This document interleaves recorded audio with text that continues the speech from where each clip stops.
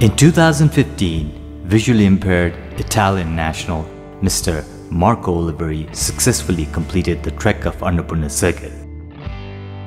The trek was organized by Four Seasons Travel and Tours. Encouraged by the success of the trek, 10 days long trip which included short treks to pristine sites within Nepal was organized in September 2016 for a group of 23 Americans by the International Development Institute in collaboration with Four Seasons Tours and Travels, Sorway Foundation, Operation Namaste and Nepal Tourism Board. The trip was also supported by US Embassy in Nepal. We had basically three major missions. So one mission was to make tourism accessible, and second mission was to see what can we do to start some mobility resource center, or collaborating with Nepal's agency, Nepal's hospitals, Nepal's medical or healthcare industries, and see how we can bring some modern technology to help them out. And third is that, to best of my knowledge, Nepal doesn't have a mandatory disability act. So what can we do to lobby to make it mandatory? Nepal, the birthplace of Lord Gautam Buddha, is not just famous for Mount Everest, the highest peak of the world, but also for the cultural and heritage site that dates back to hundreds and thousands of years.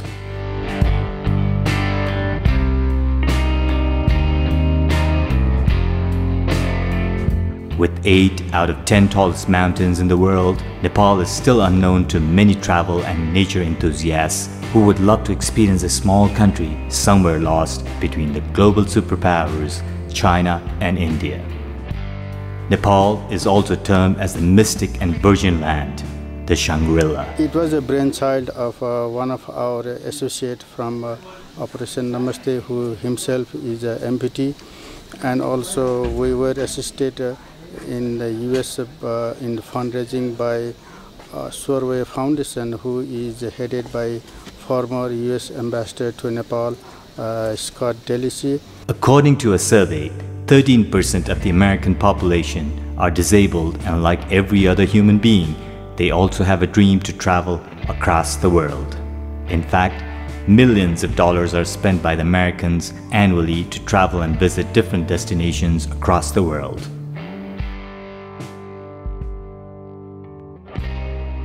The Wounded Heroes program has proved that Nepal could offer an adventurous as well as satisfying experience for the disabled travelers.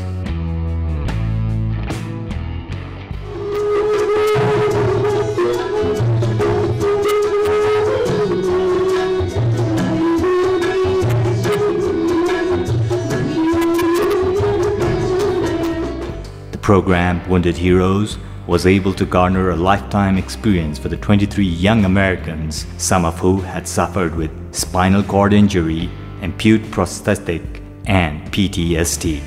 They were initially acclimatized with short treks in the outskirts of the capital city, Kathmandu itself, to give them a preview of their trek program, and soon after their trek started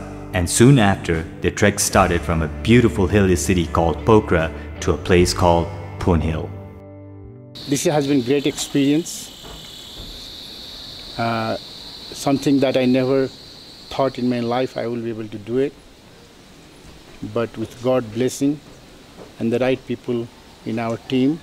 And I personally think that I don't know about other range, other trekking routes, but in this route, if government of Nepal will make a very few effort, this route can be a disabled-friendly route. I was never an athlete before I lost my leg, before my amputation. And it's only been since I lost my leg that I've done the most physically challenging things of my life. Like I said, to include surfing, scuba diving, triathlon, swimming, now trekking. And so I have never hiked or trekked in my life before. Until now in Nepal, I had no idea what to expect, other than I was going to meet people with the same vision as I have, which is to spread a message of opportunity. Accessibility in Nepal is definitely a big barrier to overcome. but I think that we can start by having parts of trails, maybe not the whole thing, be a little bit more accessible. So one of the words that I really like to use is empower. Most difficult has to be all the downhill, down steps, and the 20 more minutes that we always had. Going downhill was just a lot harder than uphill because I have a lot less control being above knee amputee. My porter, who was with me the whole time, helped a lot, probably saved my life upwards of 50 times. Well, I do believe that one of the most important factors to making Nepal accessible, and specifically trekking accessible, is information. The trek is the trek. It's what it is because it's difficult. It's something special to do because not everybody does it. Not everybody has the will and the means to do it. So you would be changing it to put in ramps and railings everywhere you went. But that's not to say that it's not accessible to people who simply don't know that they can do it, if only they see somebody doing it first. After my last deployment in the Middle East, I became very ill, was bedridden for 6 months, and it took me a few years to start recovering, and still in that recovery process, but I'm getting stronger every day. Very happy to be part of this trek through Nepal and to experience your culture and country.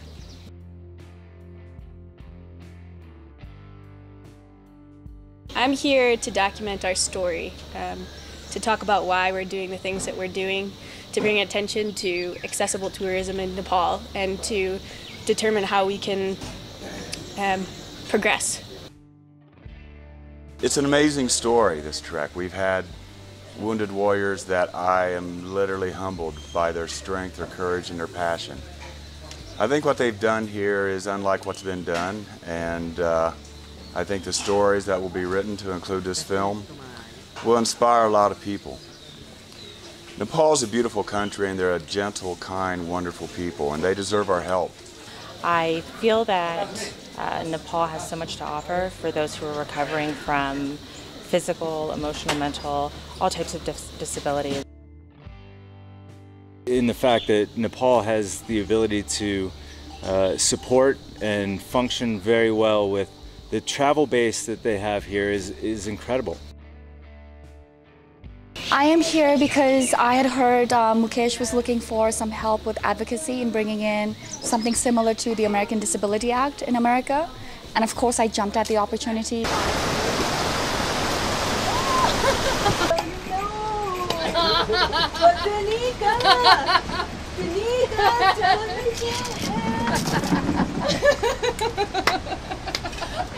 Sure. We had the opportunity to join the trip, my husband Jonathan and myself, and also to provide some of the gear for the team, included some of the backpacks.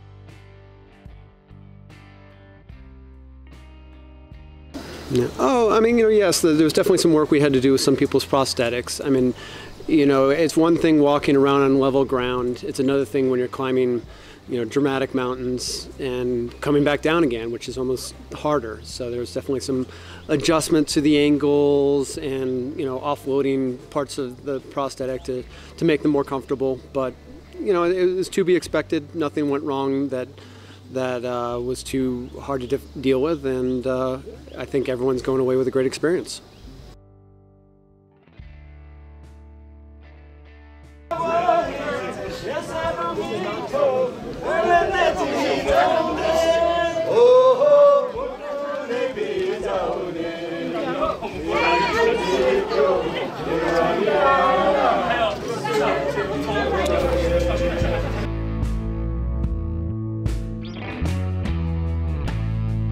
It was a daunting task, first of all, to put this idea together.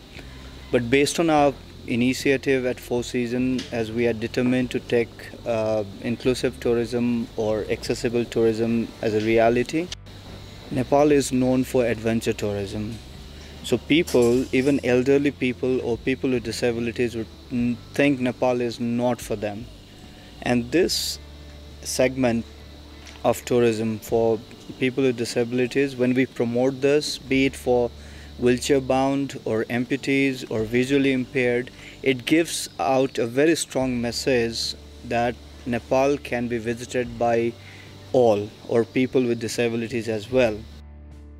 Nepal government, of course, need to step up, or Nepal Tourism Board have to step up and do something for the inclusive tourism.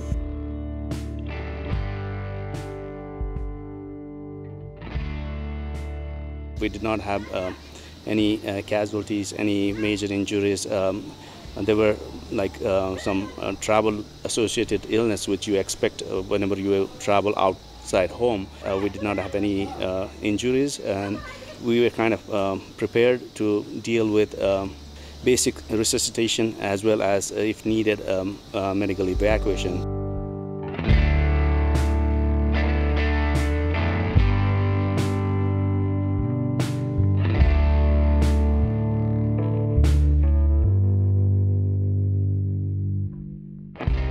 The travel that helped them give a different perspective to life was topped up with emotionally enchanting experiences that they had with interactions at the hospitals and rendezvous with the US Ambassador to Nepal and also the President of Nepal. I discussed with my fellow participants, and what I learned is we walked for 5 days. And when we walked for 5 days, we finished all the trekking. I think on an average, we all had some cash in our hands. We never worried that our money is going to be lost, our money is going to be stolen, or our goods are to be stolen. So that one aspect, other aspect the Nepal Tourism Board has to really promote, saying that Nepal is safe. Other aspect is the tea house, which is amazing. I compared them very close to bed and breakfast concept in the Western world. So they are run by the family. We talked to Nepal Disability Association. We had a meeting with Handicap International, Grandi Hospital, and a few other medical outfits here in Nepal. And we are exploring the opportunity to start a mobility resource center. St. Augustine once said, "The world is a book and those who do not travel read only a page." Nepal is a page that one must read at least once in a lifetime. Does not matter who you are or where you're from. Programs like the Wounded Heroes have proved that anyone and everyone can come and experience this mystic land. All it takes is not your physical abilities, but the inner will and the desire to explore and discover what the world has to offer, what the land at the highest peak in the world, Nepal, has to offer.